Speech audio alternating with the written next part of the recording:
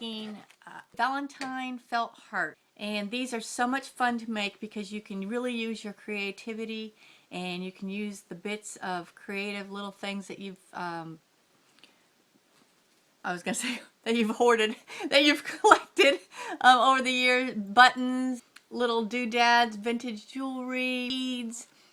I've got all kinds of things that I've been using on mine. And these are so much fun to do, and some of them I've just done just plain embroidery on them. If you can't embroider, you can just do, let me see if I have one that I haven't embroidered on. Oh, here we go. You can just do layers of hearts with just sew a nice button on it. And I have a video on how to blanket stitch, but I'm going to show you real quick. Let me show you what I've done. Some of these are really simple. Most of these took between 2 and 4 hours each. The ones with the beading on it were more extensive. Like this one, I did the whole hand bead, embroidery, beading, and other things. Some of these are just vintage jewelry, vintage buttons, and embroidery. This one had all like embroidery and then vintage buttons. It was a cute one with the bird, wood bird.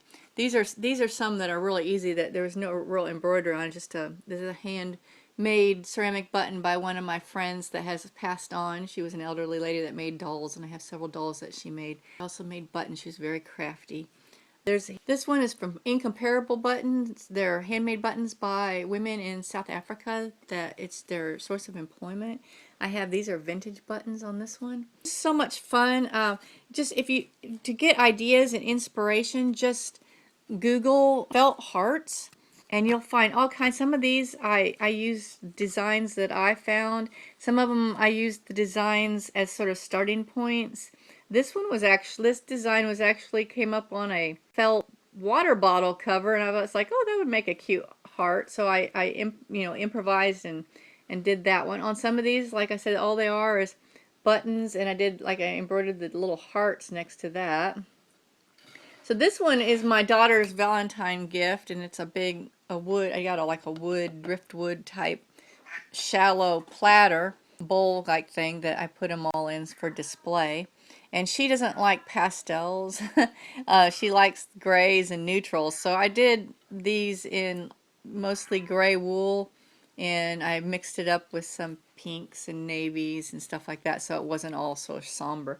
This was one of my favorites. It's like the vintage shell buttons and I embroidered the little French knots and stuff. So those are some examples. Let me show you some more that I did in these that are in more traditional Valentine's colors. I ordered my hearts online on Amazon, and they also have these big ones. I thought I would like these. I did one big one for my daughter and this one, but I really didn't like these as much. Not that nothing was wrong with them. It's just I enjoyed doing the little ones. So printed felt, I had no idea they had, but I bought a sheet of the printed felt. I think it was 89 cents. It was a pretty big sheet. And then I cut my own hearts out of it. So I did more traditional colors, except for I had some purples. There's some little buttons that like little shoes. Those were cute. These were more Incomparable buttons. And that was really easy to embroider those. I do have a video on how to outline stitch, and that's basically all outline stitch, and those are daisy stitch, which I haven't done a video on yet. But this is all outline stitch, the little bow and blanket stitch, and I have videos on how to do those. But I'm going to show you real quick how to do those. Were cute. This one is one of my favorites. I really like pink and white though, that's why. That one was one of my favorites. That's another Incomparable button. This one took a little bit more because it has the beading on it. But none of these are, real complex. This one's really simple. It was just a wood button and blanket stitched together. Another bird. So those were all fun. And I did here's another one with the wood bird button like I did on my daughter's, only I did a little tree he's sitting on that. Okay, so let's get started. We're going to do a simple one that doesn't really involve that much embroidery. And to start with, I've got this little satin roses. It's just a little doodad I picked up from somewhere. So this is a good time that you can tap into all those buttons and stuff if you're a button collector like I am. I find buttons on things and I keep them. So I'm just going to, I should probably be using regular needle and thread on this, but that's what I got, so I'm just going to do it. So you just want to, I'm just going to tack that on here. Some of these were really complex, but a lot of these weren't. I tried to do a good balance because some of them took for so long. I didn't want all of them to take, you know, a million years, so I tried to do some that were complex and some that weren't. So, okay, so I just sewed my little flower on there. What we want to do, constructing the heart is actually like the last piece of it because you want to do all your work on the top one first. And I'm going to be using, because I wanted it a little thicker, so I'm going to be using 4 strands of my embroidery floss. If you don't know about embroidery floss, it usually comes in 6 strands. And you separate it. Alright, so we put the heart, I'm doing it in the center. You can do whatever you want. I'm going to come under here. I'm going to start my... And to blanket stitch, alright, let me get it started here. Alright, so let me see. It's probably going to be like upside down. I do have a video on just blanket stitching. So you want to come, you want to put your needle in, and we're coming out, we're going down through that pink, light pink, and down through the dark pink, and now I'm coming back up. So it's almost like a sideways thing. Now I want to take the floss and I want to put it behind it so it looks like a loop.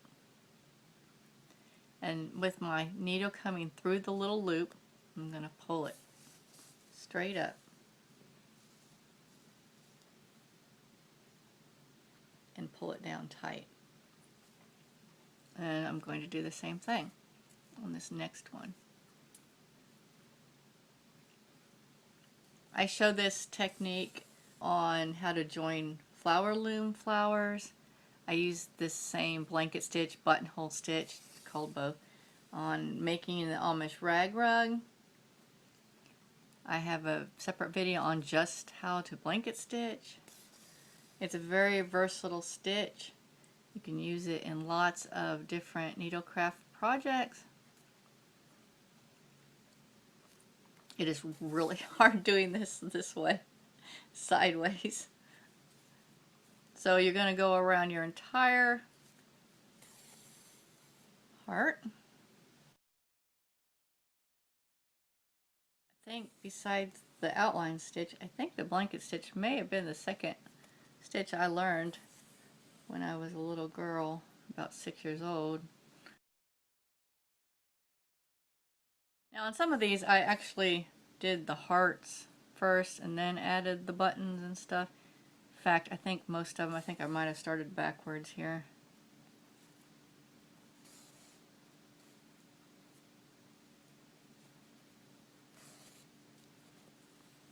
I always get a little anxious when I'm doing videos because I have to do such unnatural posing and holding of things so people can see it on the camera. It's always not what I do when I'm sitting down doing my own work, so it adds an element of frustration for me because I can't do things like I know I'm supposed to do them, and I'm doing them backwards, and I'm holding my arms at odd angles so my muscles start hurting and all kinds of weird stuff, just so I'm trying to get it on the camera.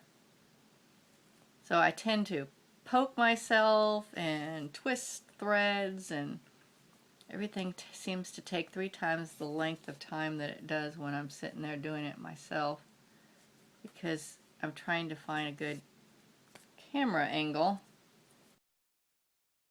Okay, because this is the demo one, I'm not going to do a bunch of fancy other stuff, but I could do other. Here's an easy one. Let me show you this. We'll do this. So something that's really easy to do that adds a little bit of decoration. Let's start down here. Just do a running stitch.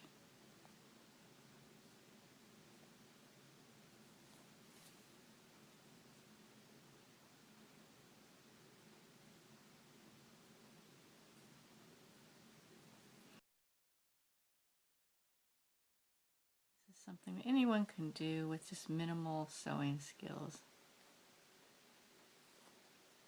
just going in and out. Just like that. That was cute. And that's so now we have our little heart. And I'm going to, on lots of these I did, on some I did contrasting closes. On some, like the purple, I chose to do the same exact color. Again, to close it.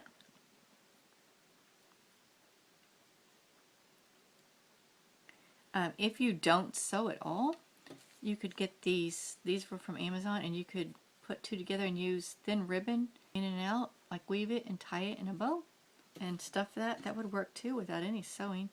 They also have self-adhesive felt cupids and hearts and all that kind of things, and you could use a bow to close it and leave open the top before you tie the bow and stuff it.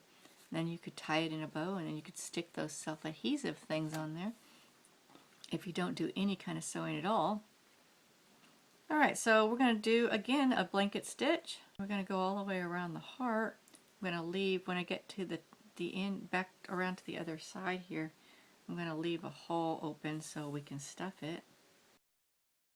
And on some of these, like you saw, I had grouped several hearts on top, like this big one. Okay, so how do you pick up, if you ran out of thread and you want to pick up where you left off? So I'm going to just come up here right where the last stitch was.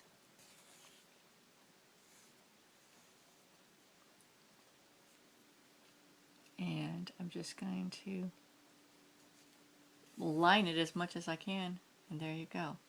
So you just gotta sort of line it up right where you were is the key. I really had a lot of fun with these, just coming up with, I had buttons and beads and vintage jewelry, and I did a lot of, you know, embroidery. Like this one was just all embroidery. I didn't add anything, it was just completely embroidery. This one was embroidery and buttons. So, you know, it was just a lot of fun digging through. I dug through all my stuff and pulled out all the neat little things I had and put them in a big basket. And then I just sort of planned it out, you know, as I went, each one, what I wanted to do. Alright, now you're just going to need a little bit of fiber fill. We're just going to stuff that down into the heart. You want to get it.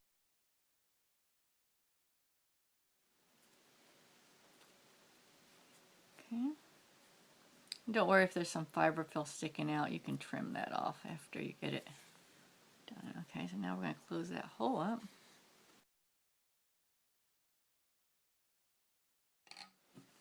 And there you go. And that was really simple, and we did that just in the amount of time that we took to do this video.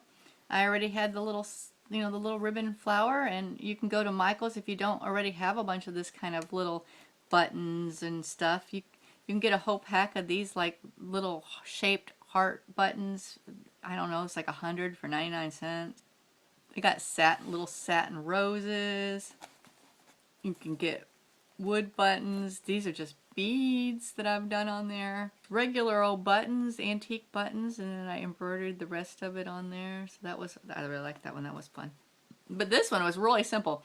It's just a printed wood button that I got off of Amazon. It was just an assorted, they're all wood, and it's just for crafting purposes. And I just put two different hearts together, and that was it. So that was really easy to make. Pick up some felt and some embroidery floss and make your own. And they're really cute. You can put them in baskets. You could put them in a crystal bowl. I just had a little basket here, or like pink basket. You can put two together on ribbons and just do it like a door hanger.